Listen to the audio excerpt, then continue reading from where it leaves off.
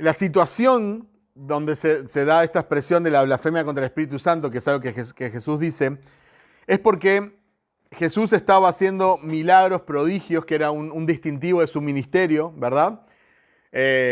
Los judíos esperaban que los profetas hicieran esto para demostrar que venían de parte de Dios y obviamente de Jesucristo, el Mesías prometido. Esta iba a ser una de las características, hacer prodigios y milagros, señales, y él las hacía, y obviamente las hacía por el poder del Espíritu de Dios, ¿sí?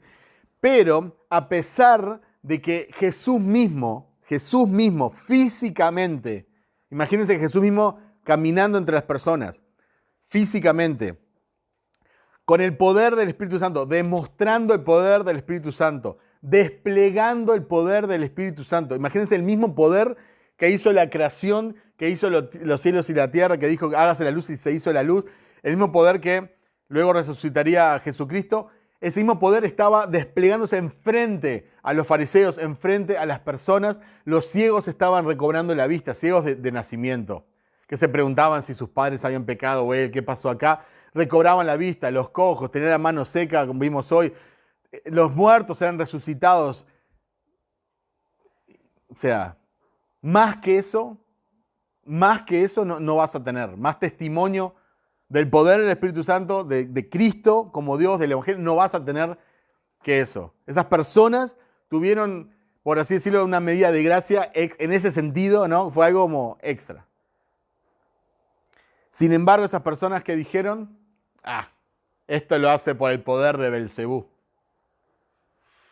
Imagínense la dureza de los corazones, la dureza de esos corazones.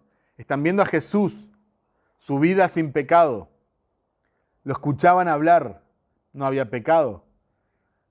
Sabían cómo pensaba, no había pecado. Veían sus actitudes, no habían pecado. Veían cómo se relacionaba con el sexo opuesto, con las personas, sus padres, no había pecado. Veían cómo trataba a su madre, no había pecado. Veían su vida religiosa, no había pecado. Sabían cómo sabía las escrituras, no había pecado.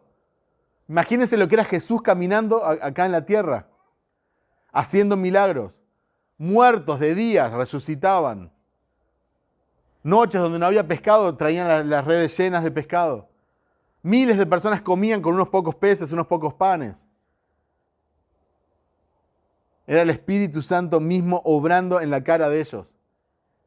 Y fíjense la dureza tal que ellos dicen, esto lo hace por el poder de Belcebú. En otras palabras, él está endemoniado, son los propios demonios que le dan poder. Es Satanás mismo que le da poder. Imagínense la dureza de los corazones. Imagínense la dureza de los corazones. Entonces, en ese contexto Jesús dice, ¿sí?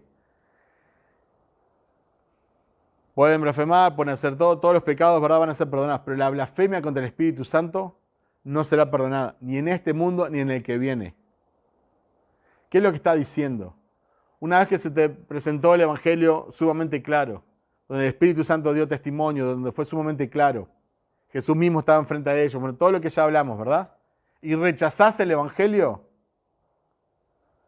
blasfemás contra el Espíritu Santo mismo, rechazás el Evangelio, entonces eso no hay perdón, ni acá ni en el más allá. Entonces, hoy en día, ¿qué sería la blasfemia contra el Espíritu Santo? Porque hay muchas personas que blasfeman contra el Espíritu Santo, o sea, dicen cosas, ¿verdad? Contra Jesús, contra Dios en su ignorancia. Y esas personas que no tienen esperanza de vida eterna, no tienen esperanza de ser salvos. Tenemos que tener cuidado con eso porque si no hay como dos categorías de personas, los que son salvables y los que están lejos de la gracia. Y eso es un problema teológico muy profundo, porque estamos diciendo que hay personas donde la gracia de Dios no va a llegar a ellos porque dijeron algo, imagínate, no sé, cantan black metal y hacen una canción blasfemando contra el Espíritu Santo. ¿No hay salvación para ellos? ¿No les compartimos el Espíritu Santo? No es eso lo que enseña la Escritura. Hay salvación, hay esperanza para toda persona que está viva. Mientras estés vivo, Eclesiastés dice, mejor, más vale, dice, perro vivo que león muerto. Mientras estás vivo, hay esperanza. El único pecado que no va a ser perdonado es el negar a Cristo, el rechazar el Evangelio de Cristo. Hay muchas personas en el cielo que fueron acá en la tierra, todo lo que vimos acá en la lista. borrachos, asesinos, inmorales, que hicieron de todo. Van a pasar la eternidad junto a nosotros. Muchos de nosotros haremos muchas de las cosas que mencionan acá en la Biblia. Pero no va a haber una sola persona en el cielo que haya rechazado el Evangelio de Cristo. ¿Sí? Hay muchas personas en el infierno que pueden haber sido muy buenas, que quizás hicieron mucho bien a la humanidad, quizás, más allá de su motivación o su fe, lo que sea, quizás hicieron cosas buenas. Pero tienen algo en común. Rechazaron el Evangelio de Cristo. Entonces, ¿cuál es el pecado imperdonable? Es rechazar el Evangelio de Cristo. ¿Sí? Es que cuando ya se te presenta bien claro todo y bueno, lo rechazás, y bueno, es como dice el autor de Hebreos. Desgustaron del don celestial, fueron iluminados, Hebreos 6, del 4 al 6. Tienen todo.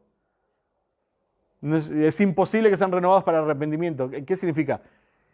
No hay otro sacrificio. Si el sacrificio de Cristo, vos mirás a Cristo en la cruz y no te es suficiente, nada en el universo, nada en el mundo, nada en la historia te va a poder salvar.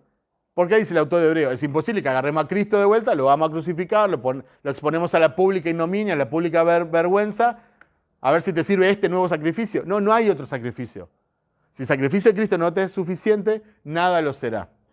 Entonces, esto es un poco lo que pasaba con los fariseos y los judíos de su época. Jesús mismo en persona, haciendo milagros por el poder del Espíritu Santo, y eso no te es suficiente, ¿qué te va a ser suficiente?